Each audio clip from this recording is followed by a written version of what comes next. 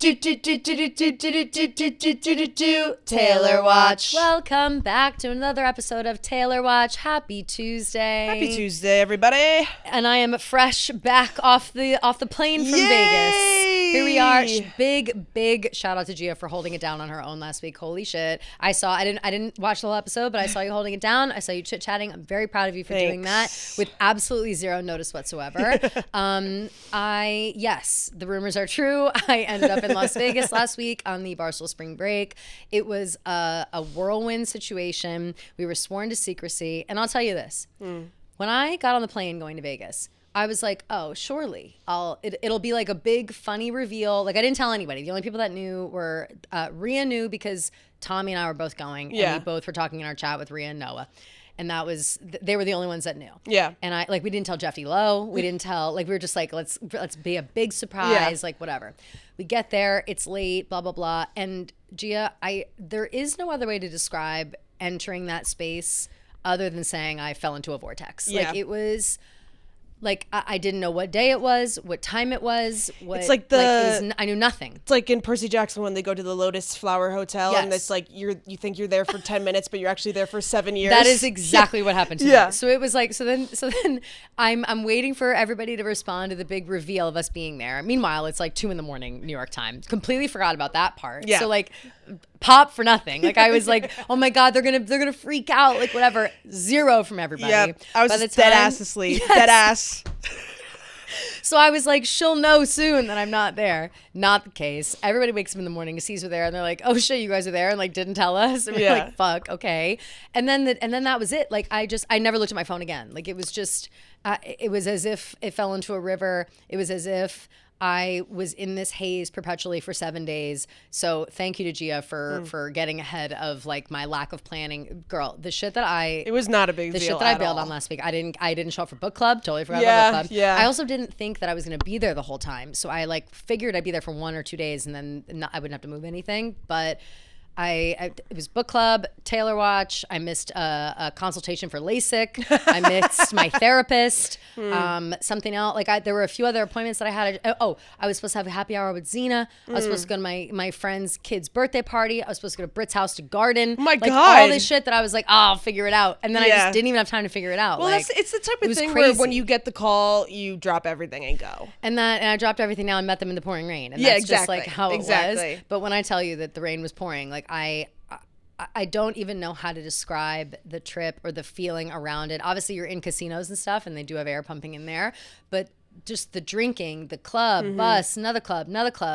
And overall, it was an unbelievable trip, an insane experience. It was, it felt great to get the call up from Dave because I said that was the only way I would ever do something like that is if I was explicitly asked, and he did, and that made me feel cool and good. So, I did it. I don't regret doing it. I let myself go full reality TV and just scream in everybody's face and make a fucking scene. And I honestly feel good about it. I feel... No, you should feel good about your performance. You brought in what the show needed. The show was, it was somewhat entertaining, the Nikki and Annika stuff, but it needed more drama, and you brought that. You brought the energy. I felt too. You were one of the only people that was staying up every single night. For sure. So many people were calling it early every night, whatever. So I think that it was great, and I also feel that clip of Dave talking about you is the best clip ever. He's like, she speaks so eloquently and so fast. He goes, she's flipping her hair. and he's imitating me doing this. It's so funny. It really did make it all worth it. Making him happier, doing something right in that way, it really does fuel my soul. Yeah. Thank God. That's because it did. A lot hinged on, they're flying me out there. They're doing whatever. It's got to be worth it. And you did what needed to be done. Yeah. And so I hope that ultimately it was entertaining. I know that people probably look at me differently now, but just know that when I'm called to put my reality shoes on, I will throw my wig at somebody. That's what's going to happen. You know what I mean? I'm balls to the walls. That was a couple of years of pent up me that must stifling. Have felt nice. It felt great. It felt great. And release. Yes. And I had to go in being do not look at clips and do not look at comments. And I didn't, except for one day. One day I like had like a morning where I like nobody was awake yet and I was going through and I was just like silently sobbing and I was like, I have to go home. And then I got over it in like a couple hours and it was fine. But like I think I was good for most of it. And it feels like a personal hurdle that I overcame because it was like a fear of mine to like be putting myself out there and being myself and like doing like, you know, I don't know, playing to my strengths in a dramatic setting. So I felt that was good. I patched up a little bit with my arch nemesis. Right. Which was, you know, something that was going to have to be done eventually. When I saw you guys high five, I was like, oh my God. Well, I got tricked into that high five. Yeah. I was like the highest I could have ever been on adrenaline, like getting tricked into a high five. But regardless, that's also like a situation where like, it's like, what are you supposed to do? Like, he's the social guy in the show. Right. Like, you're not going to fucking... Yes. You're gonna be like mature and be the bigger person. I'm gonna be normal, and it was a personal victory for me to be able to like coexist with someone I have problems with and whatever. And I think overall, like, you know, I made a joke. I wrote a blog. I don't know if it's out yet, but I made a joke about how like the whole thing helped me to grow, and so. But I do kind of think that, like, I think that it helped me push past some of the shit that's been like keeping me down for a couple years, and so I'm really glad I did it. And yeah, it was just a crazy fucking experience. Yeah, Las Vegas is fucking insane. Like I haven't been there. I've only been there once. Yeah, and I obviously didn't do it like that. No, oh my God. Well, when I saw that you guys were like going to Dom Dalla and Steve Aoki, you would have loved. I kept the whole night. I was like, gee, I would love Dom Dalla. I love him. You're like the only one I know that. Well, everybody there loved him, but I'm not. You know, I don't know the DJs like that. I was hyped during Steve Aoki because that's my era of DJ. Yeah. And so that was the night that like everybody left the club and I was like, no, I'm staying for this full set. Like it was the one time that I was really trying to rage face. And but it was just I've never had the carpet rolled out for me in that way. Like the dining that we got to do, did a helicopter ride. Yeah, the helicopter ride looked crazy. Insane. You know, got to go to faces were like everywhere. Oh yeah, got to go to the on the jumbotron at the Knights playoff game. So that was cool. sick. Yeah. Like there was just so many cool things that we got to do intertwined with the drama that we were bringing that made it all worth it. And it was just a really interesting thing. And shout out to all of the people that sent me DMs and all of my like friends who kind of came out of the woodwork and were texting me. That's like nice. I had people text me from college, from high school, like random being like, holy shit, like watching this right now. I had no idea like the reach. And so to explain it, I know Gia explained it a lot on her solo episode, but it's like it only exists on social media, so there's not like you know, a YouTube place to watch it unless you're watching the recaps on Rowan.com. But if you are interested in kind of watching the whole saga interspliced with fun jokes and just personality stuff, at Barstool Spring B on I think all the all TikTok, socials, Instagram and Twitter. And you could just check it out because it is, you know, if you're bored, it's you know, a week's worth of scrolling. They posted thousands of clips every day, so it's crazy. But it was a crazy experience, and I'm ultimately glad I said yes. Good, even though I'm still tired. I could still sleep for like a week. Like I can't even. I mean, I can't even imagine. How tired I would be. But yeah, no, I think crazy. You did a great job. Thanks. I think you brought the heat. Yep, gotta do it. Yeah, right. And also, but also like, I feel like you were like kind of like the voice of reason in a lot of situations where people were just like bullshitting. I can't stand bullshit. It was really frustrating. Can't stand bullshit. Yeah, so I felt like you were very much needed there because I feel like a lot of people were not like saying how they really felt in certain situations, and like that Brady kid showing up, like somebody needs to be like, get this guy the fuck out of here. Yeah, like who's this bro? Yeah, like immediately everybody was like, yeah, we love Brady. It's like, no, he's still nefarious to me. Like there's still something off about this kid. Totally. And I still believe that, but no, I mean whatever. The minute that Annika left and he did it, I was like, that guy's he's sketchy. That. Yeah, sketchy as fuck. And his mom literally saying on the show, like, come home. Go back to your job. Like, be normal. Go to your life. Yeah, like the fact that he didn't do that, didn't go home after that. Yeah. Is crazy to Shout me. out to his mom, who also is a voice of reason and who is probably like 5 years older than me. Like he was so young. Like, oh really? How old? Yeah, I think he was like 24 or something crazy. Yeah. And so like, I don't know. He was also, I said this on Out and About as well. He like I was a maternal figure to him. Like he came in, I was like, oh, that guy's hot. And then he was like, you could teach me so much about caviar and Prosecco. And I was like, oh my fucking God. Like I've officially crossed over into Lena. auntie. Like I am auntie big time. Yeah, right. I'm Aunt Lena, coming in with my fucking walker. Like that was me at spring break. And that's but it was that's awesome, also so I wanted to tweet this, but I didn't want to start more drama, whatever. But everyone always was saying to Dante, "Oh, Dante's the best." And don't get me wrong, he really was like the cornerstone of the show. Totally. But he's older than you. Way older than me. And no offense. Yeah, but he's 10 years older than me. Yes. And he doesn't get any shit for being old and being on the show. No. You're not even old. And I'm not saying Dante's old either, but he's older than you. And you're not even old. And people are like, oh, she's old. Like, what, blah, blah. It's a double standard. What? It's because I'm unmarried and childless. They can't let a 35-year-old woman party and carry on anymore. It's like they're acting like it was just insane to me that you are that you were getting that side of Twitter when the double standards were just insane. It's so standard. I expected that full on. I was like, everyone's gonna say I'm too old and gross to be here and whatever. But I am proud of myself for the outfits I pulled together at the last second. You looked fabulous. That red outfit with the sparkles. That was crazy. Insane. I bought that last summer and I was never able to wear it. I didn't like how I wore it though. I was originally gonna do like a red bandeau underneath and like a bathing suit bottom, but then at the last second I was like, let's go thong and bra. No, and the way the bra looked, I didn't like how it looked. So if I were to wear it again, I would wear it differently. But thank you. Yeah. But yeah, overall success. Dave was happy. I'm still alive. Can't complain. That's all that matters at the end of the day. Truly, all that matters. For real. But so we missed an episode last week because of it as well. So we're coming back this week. Gia, something about being away and being outside of your usual routine, a routine that certainly fell by the wayside for me. Nutrafol. Okay. Yeah. My hair. I care very much about my hair. We need to have it feeling thick, need to have it looking good, and everybody out there loves and swears by Nutrafol, but it is a consistency thing. So we've got to make sure that we are on top of it, and I need to get back on that shit. Yes, real change doesn't come from some big flashy moment. It comes from the routines you commit to.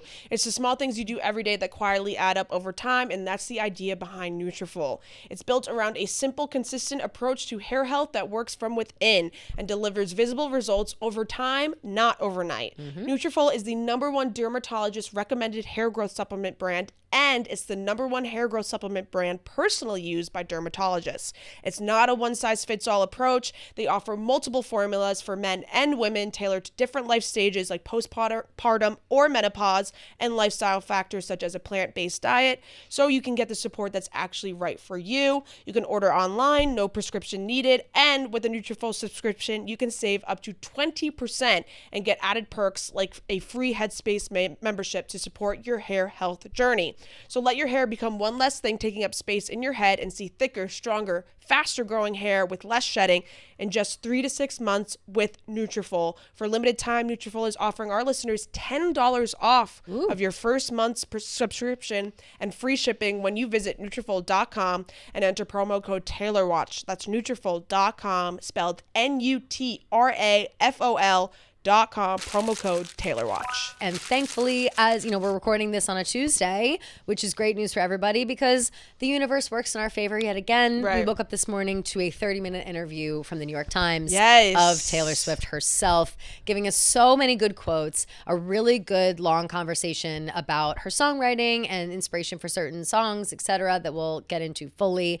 We also had Taylor Swift night on American Idol last night. Yes. We've got more wedding conversations. Taylor's been in New York City.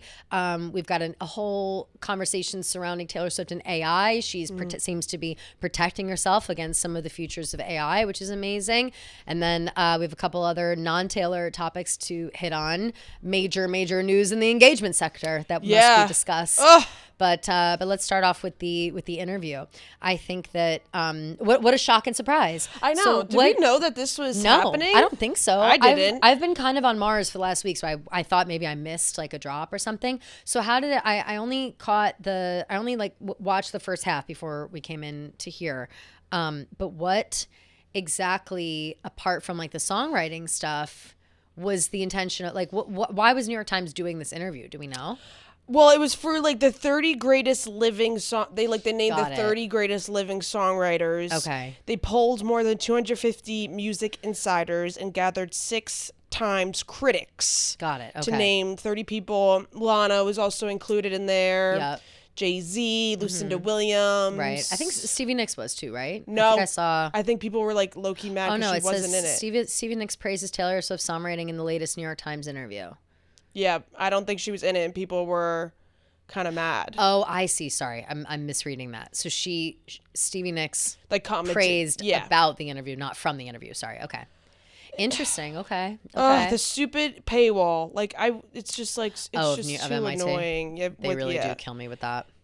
I'm trying to find who is more on the list. The list is like Stevie Wonder, Jay-Z, Paul Simon, Missy Elliott, Lionel Richie, Dolly Parton, Young Thug. Wow. Fiona Apple. Thug, wow. Yeah, I know. Fiona Apple, Mariah Carey, Outkast, Carole King, wow. Babyface, Kendrick Lamar, Willie Nelson, Bob Dylan, Lana Del Rey, Bad Bunny, Bruce Springsteen, Smokey Robinson, and then like just some other people that I don't know. Very cool. Yeah. Well, listen, I appreciate any outlet that's willing to get Taylor Swift to sit down for an interview. Okay. Right. Totally. That's unbelievable, and I think she had a lot of different things to say.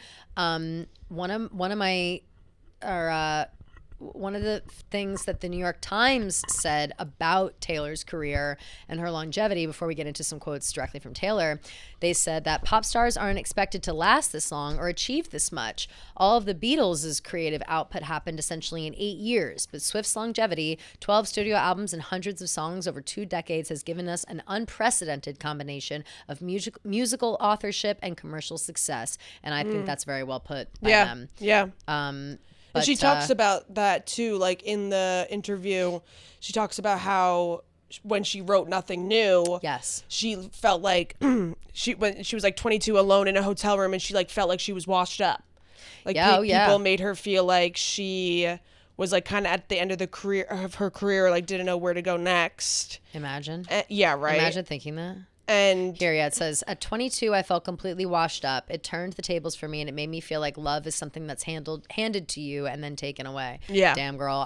I'm honestly, I got to bring some of these direct quotes to therapy. That's like exactly what I was thinking about. Like, especially on this trip. Right. I was feeling like just old, and because everybody around me was 25, so young, you know? And so I was like, damn, like I'm washed up. Like the boys are not coming up to me anymore. No. Like there's too many. But it's obviously not. Yeah. Not necessarily true. But it's funny that even someone like Taylor Swift can think that way, especially even at 22 years old. Yeah, little did she know that she was actually like just at the beginning. Yeah. It's so crazy. Yeah. She also like talked about how when she, when you're young, you notice and we talk about this a lot, I feel like, too, on the pod. Like, when you're young, you notice so many more details and things are so much more dramatic, and, like, you're able to, like, describe things in, like, such an intense way. I loved that part. Yeah. She said, like, from 17 to 22, you notice all the details, but she, like, tries to keep that without being an unhinged adult. Yes. She referenced like she's like, you notice everything, like the ash on a cuff, or on a shirt cuff or whatever, and I was like, God, she's just a genius. Like, I'm like, where is that in the next, like, that has to be a future lyric, like, right. Of course. But she's just she's so profound, and she had this to say. This is maybe a little long, but she had this to say about her songwriting in general, about folklore, so that she revealed that her songwriting changed and was never the same after writing the album Folklore. She says, I can only speak for myself, but as I grew older, the intensity of that thing, sort of a message in a bottle nature of my songwriting, changed and transformed into something else. Before, it was like, I can't tell a person how I feel, so I write it in the song. But on the album Folklore and everything that came after, it wasn't so much a response to my public life and the invasions that come with it. It was more of a desire to challenge myself as a songwriter. I've always thought it would be amazing to write books, and it's really exciting to have the challenge of, can I fit enough plot points into a 3.5-minute song to make people feel like they've read something after listening? It really opened up my world. I don't think my songwriting was the same after Folklore. I've always had a bit of that side of portraying characters in my songs ever since then, and I hope that never goes away because it was so much fun. And I think that too is an interesting way for her to be talking about her writing, because I think that Folklore really is like, it's like before Folklore and after Folklore. Yeah, you know? Like we totally, talk about that all the time. But people like even say that, and I don't agree with this, but people say like it like saved her career because like Lover was so like polarizing that when Folklore came, like it kind of like brought people back. I could see that. I could see people thinking just because like feeling that the Lover era was like kind of all over the place. Yeah. And a lot of, at the time, I feel like it wasn't that well received. So when Folklore came around, like it even brought in more Swift, like it brought in more fans and like brought in those fans that kind of were like unsure about Lover and things of that nature. It's like she had to remind everybody who that bitch was. Exactly. You know? And like there have always been the undertones of her incredible writing, even throughout Lover. Like it doesn't really matter which album you're referring to. There will always be like works of poetry on each album. But like we've always said, it takes experiencing it or having something relatable with Taylor to start to uncover those things. Mm-hmm. And I saw somebody said it. Somebody so recently that was like, Anne Hathaway. We'll jump ahead to Anne Hathaway's quote. She had said, she said that Anti-Hero is a song that made her dive deeper into Taylor's music. I always really, really liked Taylor, but that was a song where I was like, oh no, wait, she's taking a hold of my brain. And then I got much deeper into her music. And once you see it, you can't unsee it. Yep. You're just like, oh, she's a genius. Yep. And I feel like Folklore was really the light switch for a lot of people who maybe were on the fence or weren't really sure, didn't really know what she was all about. And it really did create all those diehards.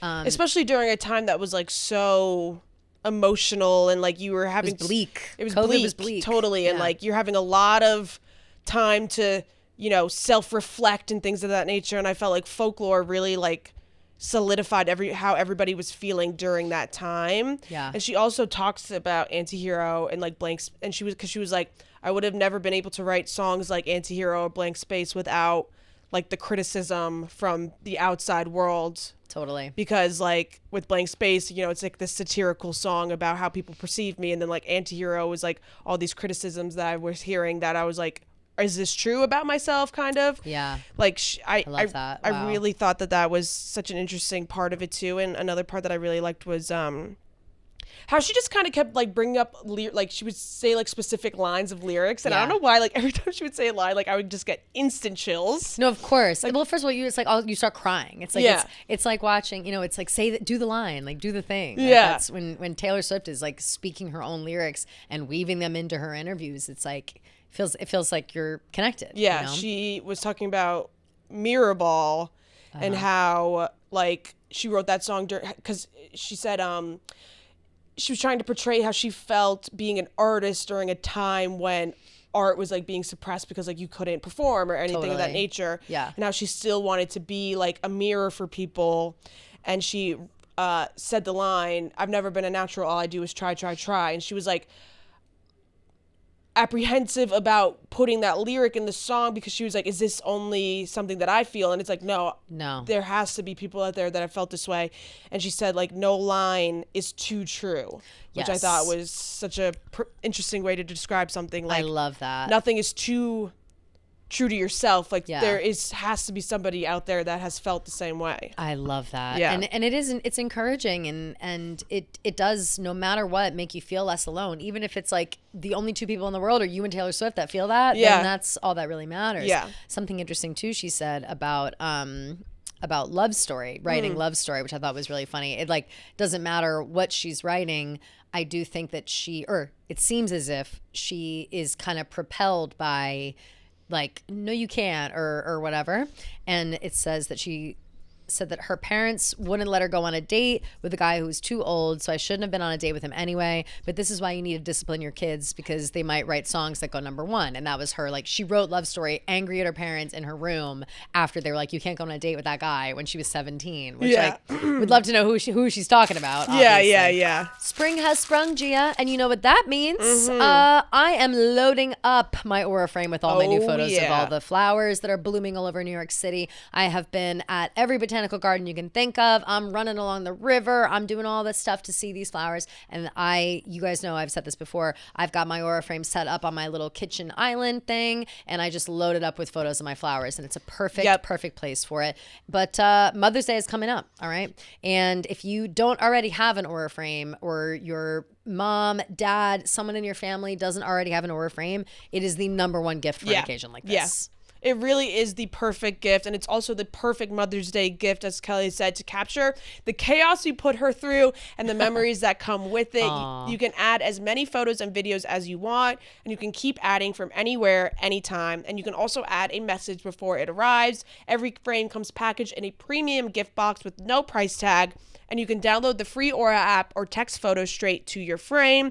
It also reached #1 in the App Store on Christmas Day in 2025. Damn. It was named #1 by Wirecutter, and you can save on the gifts moms love by visiting auraframes.com. For a limited time, listeners can get $25 off their best-selling Carver mat frame with code TaylorWatch. That's auraframes.com, promo code TaylorWatch. Support the show by mentioning us at checkout. Terms and conditions apply. But she talked about that too, about people trying to figure out who's who for what. Yeah, she was like, I see it as kind of like a paternity test. Yeah, she goes, there's people who are going to try and do detective work, figure out the details. Who is that about? What is this? When it gets a little weird, when it gets a little bit weird for me is when people act like it's a paternity test. Like, this song's about that person, because I'm like, that dude didn't write that song. I did. Yeah. But that's part of it. Yeah. Which I think is also an interesting way to look at it, because we do that too. We're guilty of it. Totally. All the Swifties are guilty of it. Like, I even like tried to make like a mental note of like trying to be better. Yeah, same. And not automatically being like, who is this about? Same. Just because, like, yeah, it does kind of discredit her and her writing in a way. Even though like we, praise her songwriting all the time and stuff, I do feel like after listening to a song and automatically being like, who's this about, kind of takes away her writing and her experience and things of that nature. Well, it almost makes it sound like she couldn't have written that song without that person. For sure. Which is obviously not true. And I do think that the idea of muses and experiences that can propel your writing or inspire your writing are true. She's singular in her writing. Like, she writes for herself, and that's all that matters. Yeah, I want to start to try to focus more on like, how does it relate to who does it relate to in my life rather than like her life, because that's kind of more important. Yeah.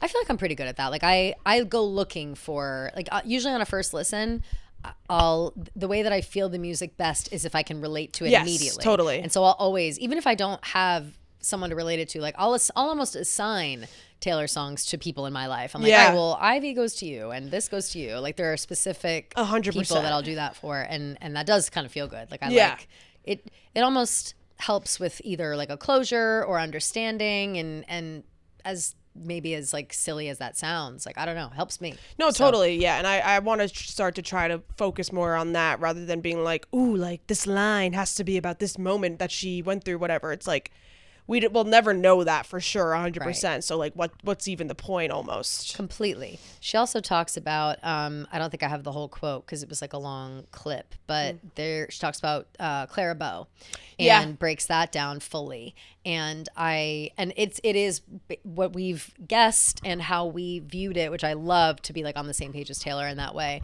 But she said that she wrote that down and sat down thinking of Stevie Nicks. And like, she's like, I envisioned it like it's Stevie Nicks, and she's sitting across from like a record person, and it's like, you look like Clara Bow, and we're gonna make you great. And then she kind of goes into like how these executives in Hollywood and wherever they try to fluff up your ego while also putting someone else down, and that it's like, you look like Clara Bow, you look like Stevie Nicks. And she's like, I envisioned me sitting down being told I look like Stevie Nicks, but the hair and lips will make it great. And then but don't worry, you'll be better than her. Yes. Yeah. And then she closes it with like, the next gen, there will be someone that will be told the similar things about, you look like Taylor Swift, and but more edge and whatever. And I'm glad that song feels, I wouldn't say obvious in its interpretation, but I'm glad that like that is how she wanted it to be interpreted, and I do think that most people interpret it that way.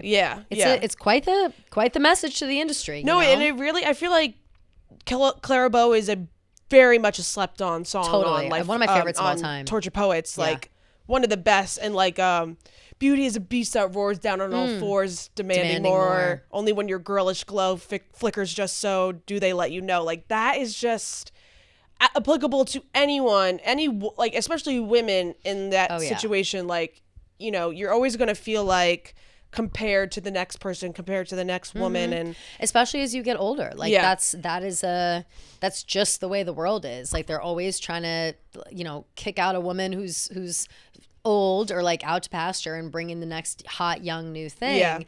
And it specifically the industry, obviously, that it happens in the world too, but I'm talking more about like music and pop culture, whatever, acting, etc. For sure. But I think that to have someone like Taylor that acknowledges that out loud, and so much so writes a song about it, whatever, I do think that that will help young girls in the future who are following a similar path, if they're listening to something like that, or if they're paying attention to the lyrics and stuff. Like, I think it maybe takes away some of that heaviness that comes with those conversations. Like, you know, this may sound dumb, this like metaphor I'm about to make, but when I went to High Point University for college, we had so many things that were like kind of teaching us how to act like we've been there before. Like every single building we went into was grandiose. We had a fucking steakhouse on campus. It was like, so yeah, didn't they have like classes where like they teach you how to like have a dinner with like an executive or that something? was the purpose of the steakhouse. Okay, it was like you go and you were kind of like, there was like one or two maitre d's that were there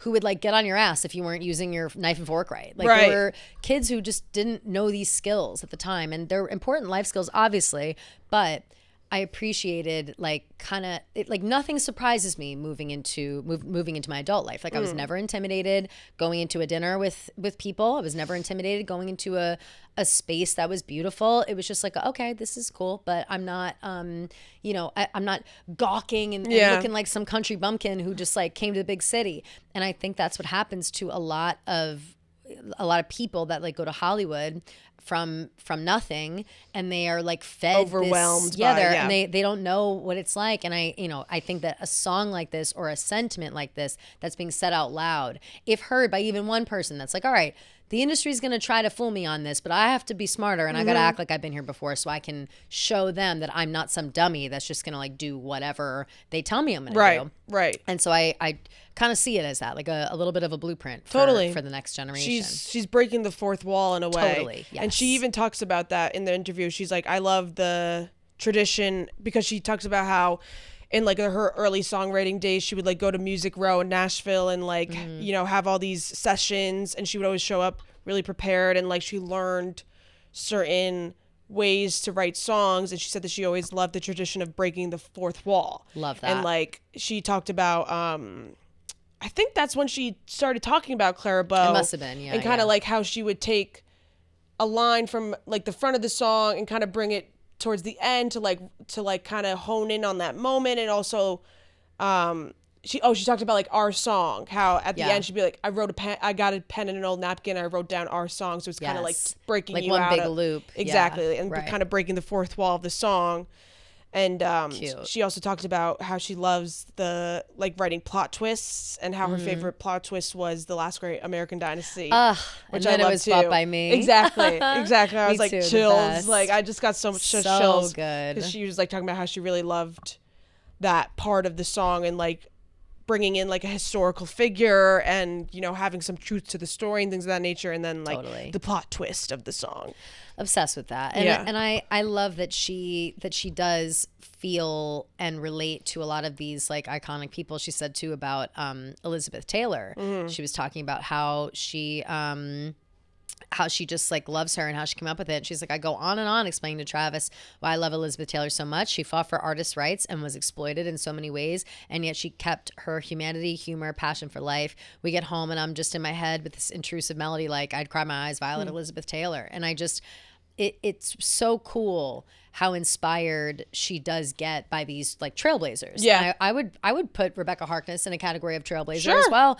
And same with Clara Bow, same with Stevie Nicks, same with Elizabeth Taylor, like all these exciting women through history who may not be number one on your brain when you think about history or time or you know, feminists or whatever, but who certainly should have should be more than just a footnote. Yeah. And I appreciate Taylor always kind of bringing them into the light. Yeah, and she brought up that Elizabeth Taylor part when she was talking about how there are like kind of 3 different ways for her to write a song. Either it happens naturally, like she was in the car with Travis and she just kind of hears that melody in her head, or a collaborator will send her an instrumental. And she talked a lot about Jack Antonoff in the interview, brought him up a bunch of times, you know, talking about how she really loved working with him and Liz Rose, because she would kind of just like Liz Rose mentioned I know, we were like, it's with the songwriter gala coming up.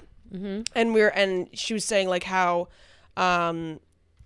they kind of let her, you know, do her thing, but they would always kind of be like taking notes and like giving advice and all of those things. And then she also said like she would just, and then like the third one was just like writing sessions. Like she would go in with Jack, like, and then she brought up New Year's Day. And she'd be like, me and Jack would be in a writing session, and he would just like play these notes. Yeah. And then like all of a sudden New Year's Day is written. That's so amazing. Yeah. And I just loved how many times she shouted out Jack, because it really, I feel like for some reason people were like saying that they aren't friends anymore, whatever. Well, and, like, everybody started saying that as soon as he was like working with Charlie on that movie. It's like, listen, Jack Antonoff is he's one of the we've said it on the show a million times. He's one of the premier producers in the music industry. Of course, he's going to collaborate. Yeah, with everybody anyone. Wants to work with him right now. Everyone wants to work with him. Yeah, and he deserves that. Like, yeah, totally. He has fucking crushed it for years with artists all across the board. Like he's a queen maker, king maker in some ways, and seems to be an excellent collaborator.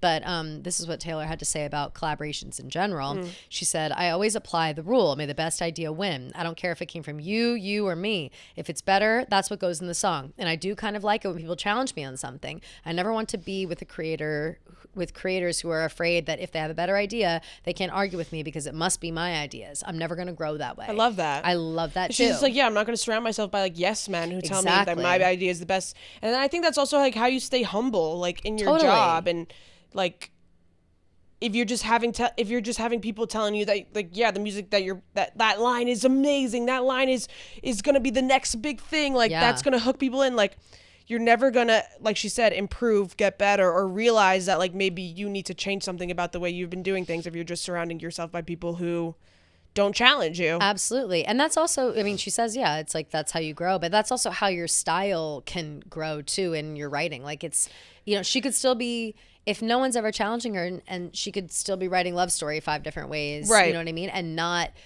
and just kind of stuck in that way, but with new perspectives and new ideas from other creative people, that can only mean something good, you know, which is great. But she did do a nice shout out to Somber, which I thought was incredible. And I just, the reason that I like Somber is also because of the specific line that she's referencing here. The song is called Undressed. And in the song, he's like, I don't want to get undressed with a new person all over again. I don't want to kiss someone else's neck and have to pretend it's yours instead. And then there's is it Undressed? That he says the I don't want her to have that. I don't want her to have the eyes of the girl that I loved or something. Yeah. Okay, I'm not sure what the line was from. I think it's Undressed, but anyway. Taylor says about Somber, I'm a massive Somber fan of his songwriting, and his lyrics are so intensely confessional. I don't want another man's child to have the eyes of a girl I can't forget. Are you kidding me? Having a male artist say stuff like that is really good for the cause of women to be able to say stuff. If there's any way we can make confessional songwriting a little bit more of something that it isn't, like people take that as if you're being messy. You have to be fair to everyone then. And I totally agree about that. Wait, let me think about what song that is. Let's see. She was like, I don't want the children of another man to have the eyes of the girl I won't forget. I think that is Undressed. Yeah. Okay. Yeah. So Undressed, but that was the first Somber song I heard ever. Me too. And I thought it was just like like the emotion there was like, wow, what an image to paint, because you don't think about men being that deep. Yeah, and, like, totally not. About, like, oh my God, like. Yeah, I don't want her kid to look like someone else. Yeah, and not me. Like, oh my God. Yeah, that line hits. And really hits. So happy that Taylor brought it up. Because they kind of like they did it like through like topics kind of, and this topic was like confessionals, and she kind of was like, when you are confessional in a song, it's more like art, whereas I could just go on Instagram Live and like start ranting, whatever. Yeah. And then that's what she said, like women are called like messy for being confessional in their songs, but she wants more male artists to be confessional and like, you know, emotional, because totally it opens up that conversation more, because, you know, women do it a lot more in their songs and they're seen as like, oh, starting drama, whatever, but it's like, no, I'm just like conveying emotion. Totally. I think if we're to go down the list of people that Taylor seems to respect music wise, despite their you know, love history, whatever it may be, I gotta shout out Maddie Healy and Harry Styles, both very good at that. I think of being confessional in love in their songs for the most part. Right? I would say maybe Maddie more than Harry, but I think that there is an element to that level of honesty that obviously when a man says it, it's like amazing. And when a woman says it, it's all she does is talk about love. Yeah, and right. the more that we point out that like men do that too, the less that conversation is had. Yeah. I think for sure. Which is exciting stuff. But it's an excellent, excellent interview. It's a 30-minute long interview. It's, I think, all over the place. Yeah. So I highly recommend watching it if you haven't already. But we also had a big night last night. Monday night, Taylor Swift night on American Idol. Yeah. Did you watch? No, I didn't watch. No, My dad, shout out to my dad who did text me and I forgot to text him back about it. He like reminded me that it was on. But I saw some clips. They did like a big fun intro. I feel so high school with the whole dance team. Yeah. And Nikki Glaser like lip syncing as Taylor, which I thought was cute and fun. And they had the entire, like all the backup dancers there. Which was so great. Yeah, she looked phenomenal. Oh my God, she looks better fabulous. every time I see her. Seriously, she looks amazing. I gotta get back in her messages, being like, "Girl, you gotta give me a list. What kind of shit you're up to? Like, what spray tan routine are you on? Because right now it's fucking whoever's crushing." Spray tanning her is. I thought I saw a list of the songs that were sung, but I can't remember. I know one of them was Cardigan. Yeah. And then, like, I think some of the other hits, I'm not an American Idol fan. I know. So I honestly, I like it, but I'm still, like, even shocked that American Idol's still on. I know. Well, it's moved networks. I think it's on Fox now. I thought it was always on Fox. Or no, sorry. It was on Fox now. I think it's on NBC. Okay. Yeah. Sorry. Yeah, I just was, like, shocked that it's even still a show. Agreed. But, yeah, I guess when you have in Taylor Swift night, and, like, obviously she must have, like, okayed that, right? And like all the background thing. Or maybe it's ABC. So maybe it's ABC I think now. I think it had something to do with Disney. Okay, so someone named Kayla Richardson did the song Lover. Cute. That's a good song to do. Yeah. And two people were eliminated. Ugh, they don't tell me what songs they're singing. That's annoying. That is annoying. But well, I'm sure it went great. And I'm sure if you're a fan, you enjoyed. But yeah, American Idol is one of those things that I've fallen off on. But parents love it. My dad, both my parents love it. I'm just not like, it's hard to. I just don't really watch like any singing competition shows anymore. Me neither. Tim McGraw, Fearless, Cardigan, Exile, Got Lover. Were some of the ones. Love it. So playing the hits, doing the good shit. Yeah. But yeah, it's just fun, exciting stuff. While that was going on, we had Taylor herself out and about with Ashley and her dad. Yeah, and Jack. Meeting up at a restaurant with Jack Antonoff and Jared Carmichael. Yeah. Love that. Jared, just inner circle, as always. Love to see a fan become a friend. Yeah, it's so funny. Every time he's mentioned, someone will always tweet that clip of him being like, she's my best friend. Like, I know I'm not her best friend, but she's my best friend. It's like, at this point, you may be one, like, it's like, you're literally, like, you're at the wedding, babe. You're at the dinner with Ashley, Jack, and Dad. Like, you're there. That's the inner circle, if anything. But they were going into what appeared to be the old Jane Ballroom. I don't know what it's, the Jane Hotel. I don't know what it is now. It's not the Jane Hotel anymore? No, I think it got sold. Let me see if I can check on the map. Because I remember people saying, like, oh, it's not the Jane Hotel. Like, it's been like that for years. It's been something else for a while. I just don't know exactly what it is. I'll always know it as the Jane. It's got to be on the corner of Jane. But yeah, it's like on the West Side Highway. Yeah. It's not saying exactly what. I don't know if anybody tuned into the evening we had with the DK Casino, but Gia and I were hitting big. We were having fun, playing games. We were heading over to play these games with Marty and Tommy and Kelly and Mubi, and it was very, very fun at the time. And ever since, I've got casino on the brain. Okay, I want to play that frog game. I'm trying to play Rocket Man, all these things. So shout out to the DK Casino and DraftKings, of course, for letting us have all that fun. Yes, DraftKings Casino is changing the game with Flex Spins. New and exclusive Flex Spins let you choose how to use your spins across more than 100 slots. New players play $5 and get 1,500 Flex Spins. Claim 50 spins a day for 30 days. Then you choose how to play across your favorite games like Huff and More Puff, Cash Eruption, and more. Huff and More Puff is great. Yeah, that's a good one too. That's the one with the pigs. You gotta blow it. It's like, it's great. Very fun. Download the app now and sign up with code TaylorWatch to claim 1,500 Flex Spins on your choice of slots. The crown is yours in partnership with DraftKings Casino. What the name of the place was? It still says it's the Jane Hotel. Yeah, so maybe it still is. I really don't know. I know know that the Jane Ballroom, I believe, is no more. But even that's saying it's open. I have no idea. Maybe they only closed for a short time. I'm not sure. All I know is that that is where they were going in. And just because I recognized the steps that they were going up. And, yep. And Taylor was wearing a gorgeous blue and white striped dress with some red shoes. People are saying she's looking like Dorothy. Yeah. People are saying it maybe is a throwback to her engagement look. She was carrying a little yellow bag that had bees on it. People are like, honey, next single. Clowning for that. Funny. Which I love. But the talk of the town with the outfit is the horseshoe necklace she was wearing. Yeah. And people were like, okay, she's wearing this horseshoe necklace. Did Travis give it to her? We think so. We're not sure, blah, blah, blah. But this is amidst the rumors that are swirling that Travis and Taylor may or may not purchased a 10% stake in Kentucky Derby horse running this weekend named Puma. Ooh. So the rumors are that like Taylor and Travis are going to be at the Derby cheering this horse on. Got it. And so her wearing that necklace, and I think the shoes were like maybe like horse bit Gucci shoes. Right. Like, you know how she does that. Yeah. So the clowns are clowning for her to be at the Derby with Travis. Okay, I love that. Big time. That'd be super fun. Why do I feel like there was rumors that she was going to be at the Derby last year, too? Well, because Travis has a stake in a Swift horse. Swift Delivery. Yes. And I guess the reason these rumors are swirling about Puma, which is I guess maybe a favorite to win or a favorite to do well, like a horse that people are expected to do well.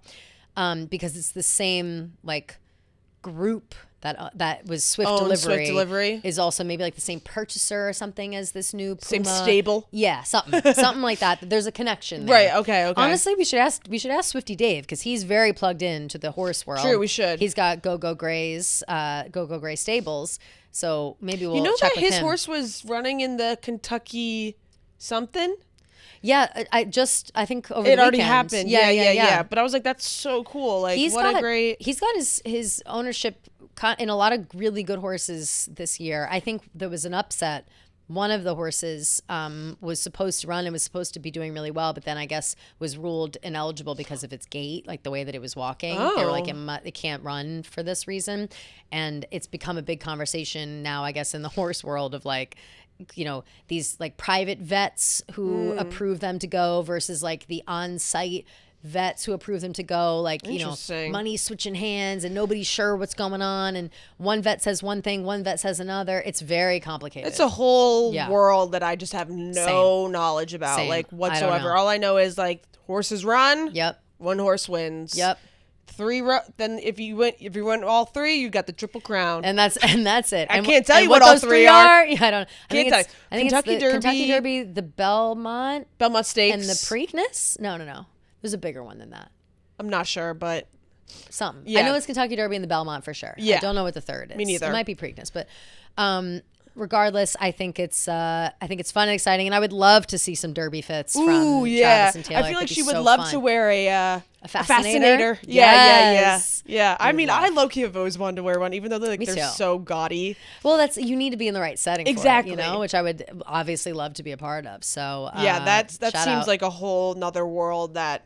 And it's also just like such old money too, you know. It's an unfathomable amount of money. Even Dave's like, you know, I'm rich, but I'm not rich like these people. He's like, I've been outbid 1 million times on horses because there's billionaires that are just paying $1 billion for a horse. I don't know if he tweeted it, but someone tweeted it out, like some like pony who like never ran before got bought for like $10 million. Yes. It's like the potential because of the way that it was bred or like the horses it comes from. It like unbelievable has the potential stuff. To be. It is crazy stuff. And there are people in the world that are like, you know, they're not sure how they feel about the horse racing.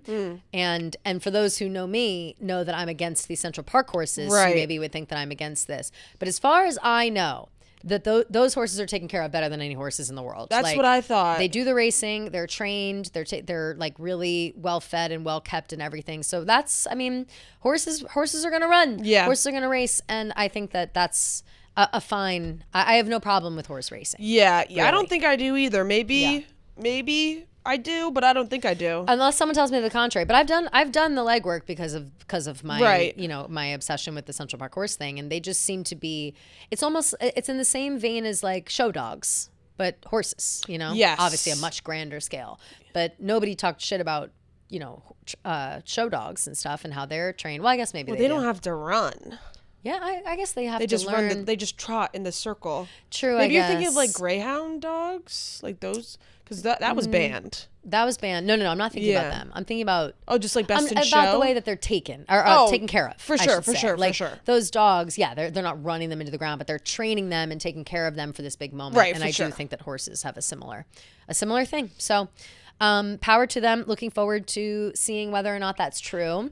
Is Would that love. Saturday? Yeah. Okay, cool. Yeah. Keep Which an is eye we out. got a big weekend. We've got the Kentucky Derby. We've got Devil Wears Prada 2 coming out. Yes. And we've also got Met Gala. Met Gala's on Monday. Right. Oh my God, Very I forgot. excited. Very right. excited Oh my for that. gosh. Okay.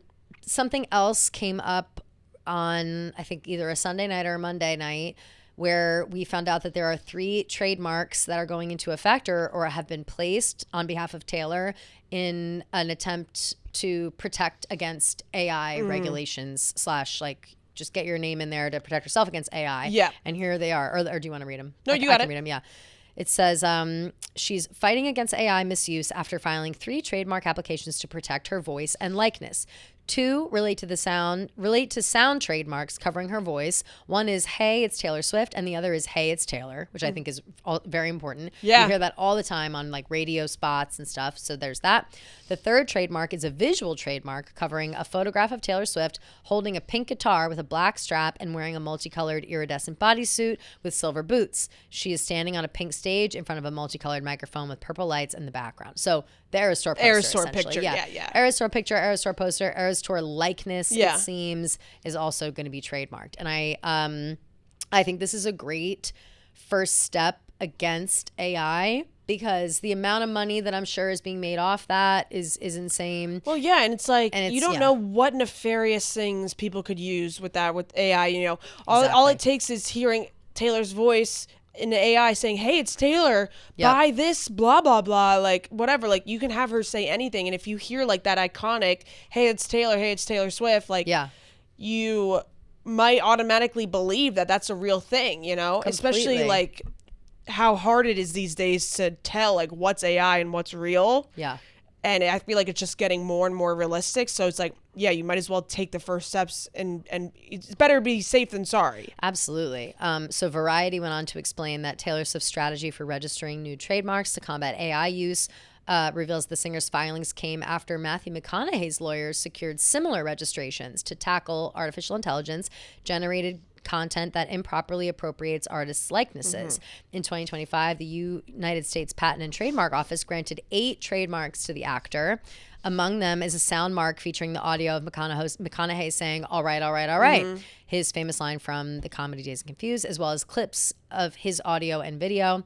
The magazine also cited several instances in which Taylor's image was used without permission in various AI-generated fakes, including in Meta chatbots and pornographic images that circulated online. Additionally, in the run-up to the 2024 United States presidential election, Donald Trump shared AI-generated images of the singer, falsely suggesting that he had endorsed him, or she had endorsed him.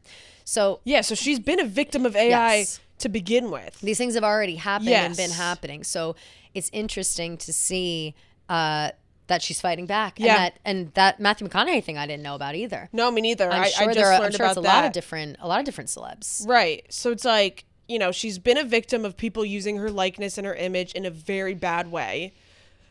Obviously, you're going to want to do whatever you can to make sure that doesn't happen again. And it's like, it's just, again, we could talk forever about how much we hate AI, but like, it's such a vulnerable thing to be taken advantage of like that without like any consent or nothing you can do, because there's no laws and no regulations, whatever. So yeah, I'm proud of her for doing this, and like I hope that every celebrity who is a victim of this can fight back in some way, because I can't even imagine what it's like to like have someone do that against you, and then there's literally nothing that you can do about it. Yeah, what do you say, or what do you do? And unfortunately, people are so susceptible to just believing things at face value, which is crazy in this time of AI. You know, like the time that like you literally can't believe anything you see. Yeah, like it is crazy. But I hope this is one of many dominoes that come falling for other people. For sure. Remember and I hope Scarlett Johansson too has been on this train, because remember when they were there was an AI company that was trying to model themselves after, or their like advertising plan was to act like Scarlett Johansson's character in the movie Her with Joaquin Phoenix, where she is. Have you seen that movie? Yes. So you know how she's like like AI an AI voice? girlfriend, yeah. So they were using her, or a voice that sounded like hers, and using her like likeness or whatever, and she spoke out against it. And she was like, "Wait, I did not approve this. I am not involved in this. Yeah. And I want my voice off there. Like I need my likeness removed from this advertisement and I do not support this company." And I'm sure, I mean, it's terrifying. Yes, but that I'm sure was like a loophole that they got around, you know, without having to like. Obviously, her voice, whatever, wasn't trademarked at that time. Yeah. So I hope that there are more people that are, you know, perhaps taken advantage of in that way that followed this lead or are already taking the steps to do so. Totally. So shout out to all the celebs getting smart, and of course our girl Tay is on the forefront. Yep, Love, of course, love. love it. But back to more wedding stuff. We've got a slight concern for the amount of alcohol at the event. Yeah, I guess George Kittle was kind of chit chatting about how at Christian McCaffrey's wedding they ran out of beer. He's kind of shady for spilling that tea. Like that was how shady. Embarrassing. That is crazy. To be fair, how does your wedding run out of beer? I don't know, but it's like maybe more of those big football players are drinking more beer than they thought they would or whatever. But yeah, he had made a joke like we had to help provide some of the beer and blah, blah, blah. But he said that he's not worried about Taylor and Travis's wedding. He thinks that Travis has it covered because, you know, they've got Travis garage loves beer, garage beer. Travis loves beer. They've got garage beer, whatever. But yeah, kind of a shady random thing to he's say. Like, well, yeah, Christian McCaffrey's wedding, they ran out of beer. It's like, what are you calling him poor? Like, goddamn. Literally, that's like, crazy. Damn. I mean, I've never heard of a wedding running out of beer. Alcohol is wild, but I would never. Yeah, I mean, I feel like if that happens once, you might be a little jaded. Like, oh my God, is this next wedding gonna run out of beer? Right, what exactly. am I supposed to do? Like, I gotta conserve my beer. Yeah, like, it's whatever. so funny. Very funny. But there's another rumor swirling that we're happy that was immediately cleared up. People are trying to start some fuck shit rumor about Taylor Swift and Zoe Kravitz like not getting along, and that Zoe wouldn't be invited to Taylor's wedding. Yeah, which was immediately debunked because be fucking for real. That's one of her best friends. Like, what are you, crazy? I was so confused about like. It's fucking Page Six again. They're the worst. They just print lies. Literally just, it's again, crazy. Throwing shit out the wall and hoping that it sticks. Mm-hmm. They posted, like, the headline of the article was, Zoe Kravitz invite status for Taylor Swift and Travis Kelce's wedding revealed after feud rumors. Unbelievable. Like, what do you mean there's no feud rumors? It's just such soul-sucking clickbait that I really can't wrap my head around it. I'm sure, because I didn't even click it because I was like, I'm not even going to read this article. But you know what I guess that they said the feud rumors was what? like Zoe and Harry. Of course. Because God forbid, like, a woman can't get over a man, you know? Like, it's crazy. It's literally been 20 fucking years, y'all. Like, we need to, like, everybody needs to get over it. And by the way, we're getting over it pretty quick because congratulations are in order. Harry Styles and Zoe Kravitz are allegedly engaged. Yeah. We've not seen like a full confirmation from either of them, but Zoe Kravitz is walking around with an engagement ring on, hiding it in a mesh bag. Yeah. The mesh bag was insane. So like insane. Page Six was reporting it first, so I was like, okay, there's no way Lies. That's real. Yeah, I thought the same. And then people reported it yesterday. TMZ got it. Now everybody's got it. Pop Crave, Pop Bass, all the pops. Listen, I'm happy for them. I would love for that to be real. I would love it. I would. And think you know, I great. have a feeling that it is just because like I feel like they're really obsessed with each other. Yeah. I don't know. I just feel like it would make sense for the both of them, mm-hmm. and like clearly they, you know, I feel like they're together all the time doing stuff, traveling, all this stuff. Like, and Zoe Kravitz, like, she seems great. If it's not me, then it's fine that it's her. Exactly, right. Like, it could have been any of us. Like, it's kind of rude of him to propose before I see him in concert at Wembley. Like, that could, like, you don't know what you're missing, Harry, but exactly. But I guess like, it's fine. it. It's like, does it get cooler, like, smarter, prettier than Zoe Kravitz? Like, I don't know. Absolutely not. So, no, like, just the coolest bitch in the building. Right, like, exactly. Absolutely love her. So I'm happy for them. And congrats to her for securing her third engagement. That's seriously any girl's dream to be proposed to multiple times. I didn't even realize that who was the first person? That I don't know. I didn't look that up. I knew Channing Tatum was the other one, but I'm not sure who else. Who all proposed to Zoe Kravitz. Zoe, because I can't remember who she was dating before Channing Tatum. Oh, Gia, I was so happy to see that in my week of absence, the Barstool Botanical Gardens is still going strong. They really are, and it's so funny. Like when we first got them, it was I think around this time. It might be almost a year, or like coming up on it, because there was a time where the sun would come down. I think it's 29th Street, like in the most perfect way, and it would hit the trees in the perfect way. And they were really thriving at that time. And now that the sun has fully gone around the earth again, and here we are again. So they're going to continue thriving, looking good, making everybody feel good. And we have a huge, huge thank you to give to Fast Growing Trees for making that possible for all of us in the office. Yes, Fast Growing Trees is America's largest and most trusted online nursery with thousands of trees and plants and over 2 million happy customers. They have all the plants your yard or home needs, including fruit trees, privacy trees, flowering trees, shrubs, and house plants, all grown with care and guaranteed to arrive healthy. Whatever you're looking for, Fast Growing Trees helps you find options that actually work for your climate, space, and lifestyle. And right now they have great deals on spring planting essentials, up to half off on select plants. And listeners to our show get 20% off their first purchase when using the code TAYLOR at checkout. That's an additional 20% off better plants and better growing at fastgrowingtrees.com using the code TAYLOR at checkout. fastgrowingtrees.com. Code Taylor. Now is the perfect time to plant. Let's grow together. Use Taylor to save today. Offer is valid for a limited time. Terms and conditions apply. I can't remember either. Carl Glusman. No idea who that is. No idea. Sorry to that man. Sorry to that man. No idea who that man is. I actually think he might be not a club guy or like a. Oh no, he's an actor. Oh, okay. Wait, oh my God, he was in. We know him. He was in. I know him from Nocturnal Animals. Can I see a pic? Yeah.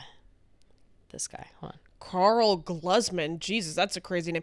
Oh, he's in like a new show, Pretty Thing or whatever. But I've seen him around. He always plays kind of like a seedy character. Yeah, honestly, and like he's like tall and thin. They actually kind of look alike and match. I think like they're both like their vibes match skinny for sure, and cheekbones. And, yeah, very chiseled cheekbones. Yeah.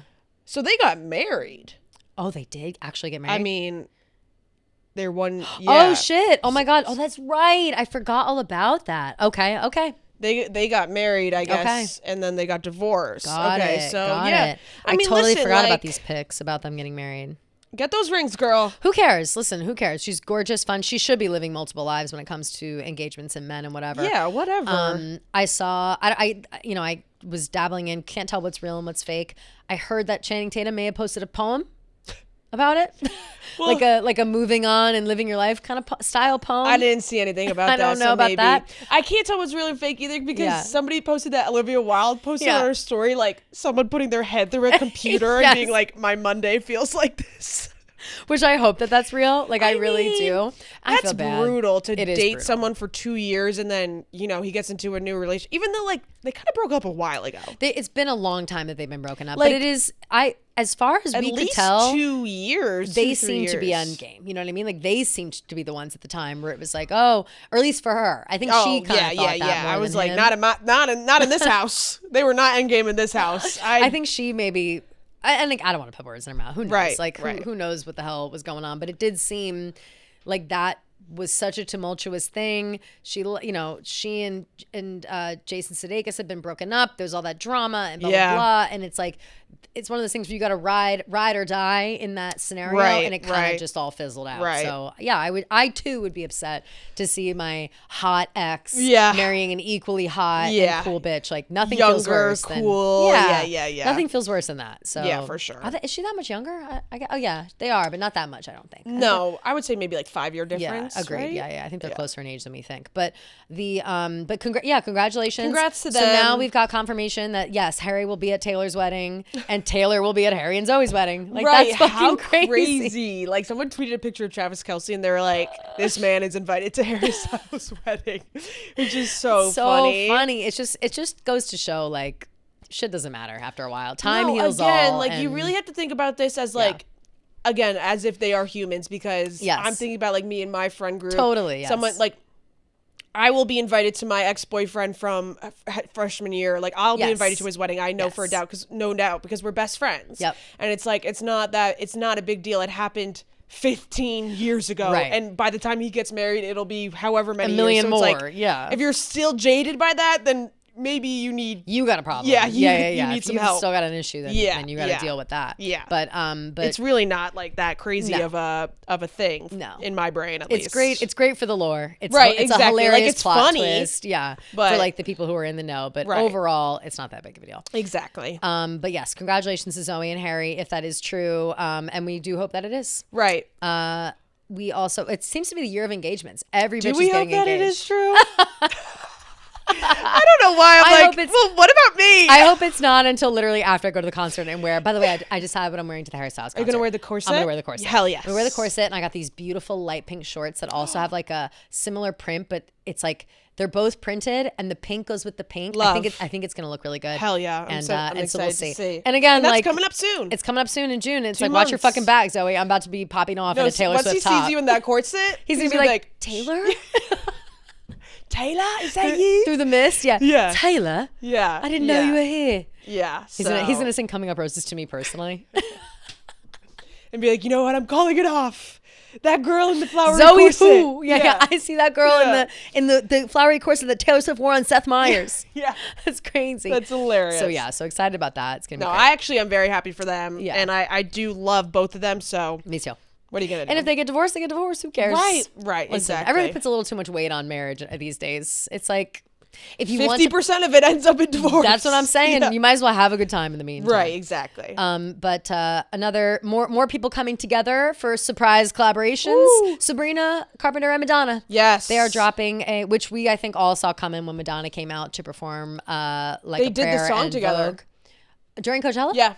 Oh, I didn't even realize. Oh, Yep, I yep, didn't even yep. realize. Yeah, I totally missed it. They did the song because I Wow. watched the full performance live. Oh, okay. I didn't Yeah. see the whole thing. I only They saw did like the a prayer. song together, and then they did Very cool. like a prayer and what's the other Vogue, which Yeah. is amazing. I only saw the two that I knew, but okay. So it's named "Bring Your Love" and it's out Thursday. So Yeah, it that's sounded exciting. very Madonna. Like it's Love. very reminiscent of some of her old sounds. Awesome. Love so that. yeah, very excited and a fun avenue for Sabrina. I feel like that I wouldn't have paired Sabrina and Madonna, totally. but I think their sound is pretty good, like Yeah, oh, together. You know, totally. like I like that. So I'll be curious to see. They sounded really good together. Yeah. And their performance live was insane, and Sabrina Amazing. just sounded insane. She always sounds so I'm good. excited. I'm very excited to hear that as well. That'll be fabulous. Yeah.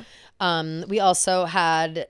Now that Sabrina's in the conversation, we've got her ex coming out of the woodwork, going on to the Benny Blanco, Lil Dicky. I forget the name of that show. Whatever their like live show / podcast. Like, It's they're like like a live stream show. Yeah, they're like fun thing about that. He went on to and apparently was Benny brought up. Just try to rub a little dirt on the wound when it comes to everybody calling Barry an uggo. Yeah. So what did I say? He goes, a few of my friends making fun of me, they've sent me this tweet where it's me, you talking to Barry, me, you, Travis Kelce, and then the guy who Ariana dates. And it's like, which one of these ugly bastards would you want to date? Ethan Slater, I assume he's talking about, right? Yes. Yeah. Yes.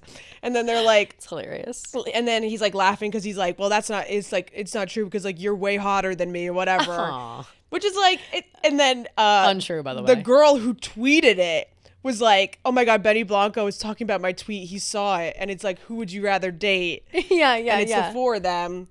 And I just want to say, justice for all these men. Justice for these men. They A have man their is moments. hot in their own ways to a certain woman. Like I could Absolutely. make any man hot in my brain. We are just the same in that way. Yes. We've always both said that. Like, if you're charming in a certain way, it doesn't really matter what you look like. Like, you have the charm is what makes you hot. There's even been times, and this is like no shade to Ethan Slater, but there's been times where I've like seen an interview, I'm like, he's hot. No. I'm sorry. Let's reference Wicked for Good when he's literally dressed as a Tin Man and he's angry with whatever. I was like, okay, hottie. Like, Yes, Kelly. what? Exactly. Yes, like any man could be hot if you try hard enough. But I've always stood 10 toes down for Barry since Eternals. Yes. Like he was in Eternals. I went, He was so hot. I in literally Eternals. said, when It's you the get long- hot, all it- of a sudden it could keep up and down all No, day. Like, seriously. that was, I can't say it's my the voice is long still hair that I think is doing him dirty. Yeah. And I also just want to say Travis does not not belong in this group. No, not even close. Because Travis he's conventionally hot. He's as fuck. a regulation hottie. Yes. Everybody knows that. Like, these guys are all conventionally cute in their own ways. Travis is sexy. Like, Yes. he's a hot man, and you're just denying it if you think that's not true. He's like a 6'8" football player. He like all With American. great hair, great teeth, great His beard. eyes are opalite. Yeah. Like we're good. And this is like coming straight from unbiased. Like, even when I was watching the Super Bowl where the Eagles lost to the Chiefs before him and Taylor were dating, all me and my aunts could talk about was how hot Travis is, and like every time he would do something good, we'd be like, well, fuck, it's Travis, so like we can't whatever, be mad. he's so sexy. Yeah, exactly. Yeah. It's ridiculous. So But don't, it was don't very worry. funny of Benny Blanco to bring that up. That is hilarious. Oh, poor Barry. I hope that because remember a while ago he had posted he's like, it's hard to just go on the internet because everybody's so fucking mean, and obviously we can relate big time to that. And he also, totally. Yeah. And he also brought up, like, not directly brought it up, but he like kind of brought up that whole like Brecky Hill thing, because he was like, I was like, I hid myself from the internet because there was like this false narrative going around about me that We like knew. just wasn't true or something. We knew. I think there's no way. I feel like we never. I don't know. Maybe we went hard for a feel like second, but I feel like we maybe didn't really believe that. Like, it was like, I was like, if this is, ugh. I feel like we were both like, if this is true, this Yeah. is despicable. But like, Agreed. we both have I mean, I hope we said we had a hard time I hope believing so it. too, because I think that now for sure. But in general, if we rode too hard for Sabrina at the time, I kind of take it back. Like, I think that Barry got caught up in what happens to women all the time, a smear campaign, a hate campaign, just for no reason. Yeah. And I love Barry, and we'll love him always. Yeah, I love Barry too. I feel like he definitely gets the short end of the stick in terms of like people being mean to him online, Totally, about his looks, and like I'm just like, just open your take a look eyes. in the mirror. Like, are you hotter than this man? I doubt it. And shut your mouth. I'm Exactly. sorry. Are you on the big screen of fucking like Oscar-winning movies? No, Yeah, bitch. it's like, Get out. That's what sucks. It's like you can literally be like at the peak of your career, and mean comments like that just bring you down. And I it's know. just like, It's oh, sad. Yeah. It's sad. People just need to be nicer. you Yeah. know? Enough already. Noah Kahan's new album. Out. I have not listened to a lick of it yet. I was in my vortex, and now that you've reminded me that it's out, I cannot wait to give it a listen. Tell us. Give us a preview. I truly cannot praise Noah Kahan enough. Yay. For how good He's so this good. album is. It is truly some of the most like beautiful lyricism. Love you know, that. certain situations that you would never even think could like have a song written about them, like in so many different ways you can relate to his music. And I think that's what I love so much about his songwriting, is like it can apply to so many different situations, whether it's with a parent, a friend, a significant other, a sibling, you know. Totally. It's so many different I love situations that. that he writes about, and he just has this, I don't know, because it's very similar in terms of like genre to his last album, but it's so individual in its own way. Amazing. Because Does it feel like a new chapter? feels like a new chapter. Yeah. It's such mature Gorgeous. writing, and it's really introspective, and I don't know, I can't praise him enough because it is truly a masterpiece of an album, and I feel like he's coming for these bitches' neck. Let's go. Because I love all these girls. I love all my girlies, like Olivia, Yeah. Gracie, you know, Taylor has an album out, and Harry too. Like, Yep. I feel like it's album of the year in my book. He's I'll have carving to his hear- place. He's carving his place. Exactly. Okay. Maybe I'll eat crow when Olivia drops, or Gracie, or even Ariana now. But Yeah. right now in my book, it's album of the year. It is the first song, End of August. Better than Kiss All the Time, Disco Occasionally, you think? light years better. Wow. Light Good for years Noah. better. Good Yeah, for Noah. yeah. Damn. And okay, I really got to listen. I was in shock with how good it was. Not because I was like surprised, but just like, you know, he took a really long time in between albums. I was nervous. He had such a rise to fame. Like, how do you live Totally. up to that? And he lived up to it, and then some. It truly is amazing. Especially when you have a hit like 6 Season. Right. That hit was so big. Right. It's like you don't want to then fall into the rest of his songs are fine. I think you're going What do you think is to- going to be like the big hit?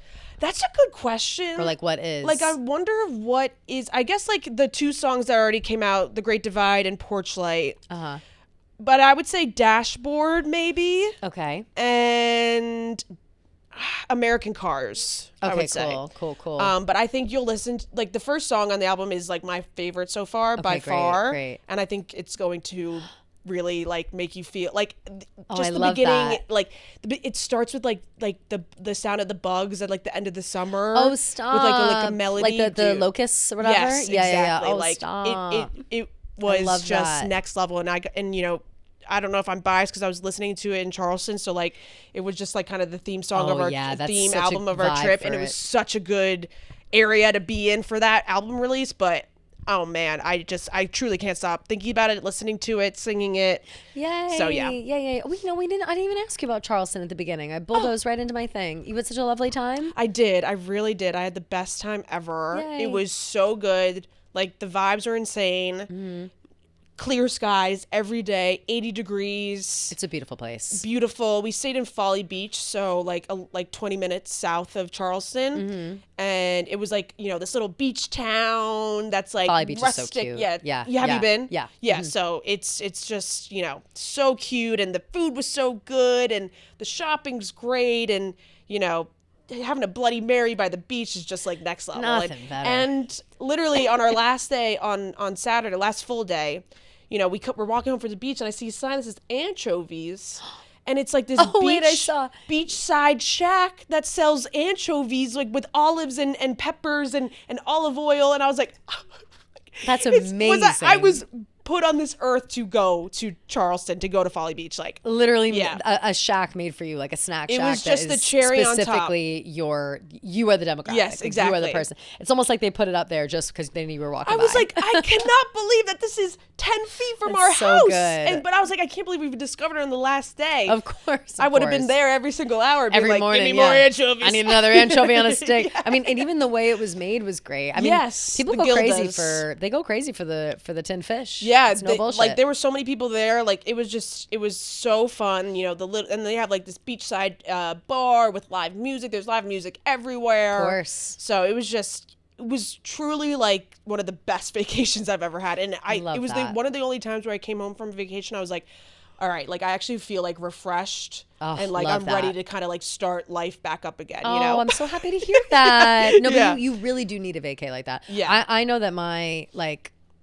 I'm not going to feel that until July, like when I go to Greece. Yeah. 'Cause I always get my reset in Greece. exactly. But, Me too with Italy. but it's going to be, it's such a good feeling when you get to Because sometimes really, I come like, home from vacation and I'm just like depressed. Totally. And I'm like, oh man, like, but for some reason this one was just like, I needed that to like kind of like feel better about life. Love. I love that. Yeah, I yeah. really do. That feels really good. It was awesome.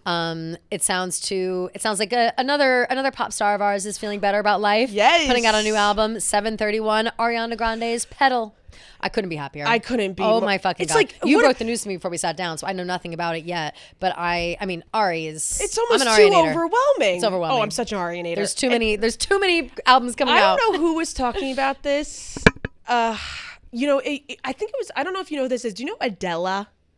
She's have like to see kind of. her. She was in Dream Pop Star Academy. Like she tried to be in Cat's Eye. Oh no. And now she's doing her own solo career, and she's kind of popping off. She's opening for Demi Lovato right now, but she was cool. on Jake Shane's podcast, and she was saying how some fan names are like so bad, and she was like, Arianator is like one of the worst fan names. I don't disagree. I think And it's it's well, it like, sounds like Terminator. It sounds like we're all it sounds robots. like so aggressive. It made sense more when she was doing like a lot more space shit. Like I feel Right. like, I mean, she's still doing space stuff, but girl loves space. But I think that like there was the element of it where she was kind of wearing like robot outfits. And Yes. it was like, we're Arianators. We're here to like take down the world. like or during like whatever. God is a Woman era. Yes, Like I feel yes, like that was very exactly. space. Exactly. But yeah, no, I'm feeling almost like overwhelmed in a way with all this new music that Me we're too, getting. me too. With Olivia's album coming out June, then we Yep. just had Noah, Harry, and Taylor. Yep. And Gracie at some point. Gracie at some point. And now Ariana's saying July 31st. Like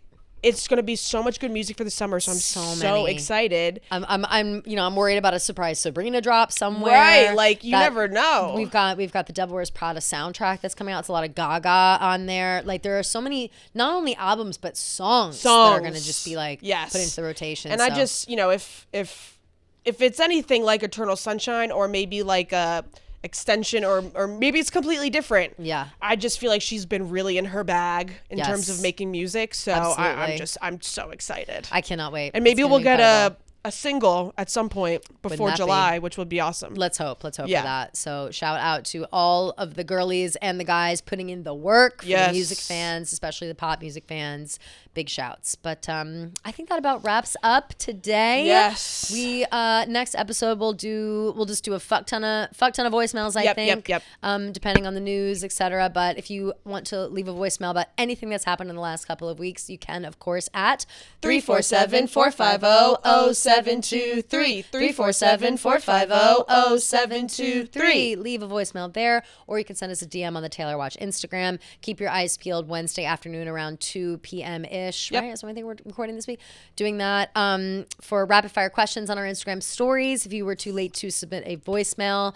But until then, thank you guys for listening. As always, make sure that you're subscribed on all platforms, on the podcast, on Spotify, on Apple, on YouTube. Yes. Following us on Instagram and TikTok, and just hopefully loving us to death.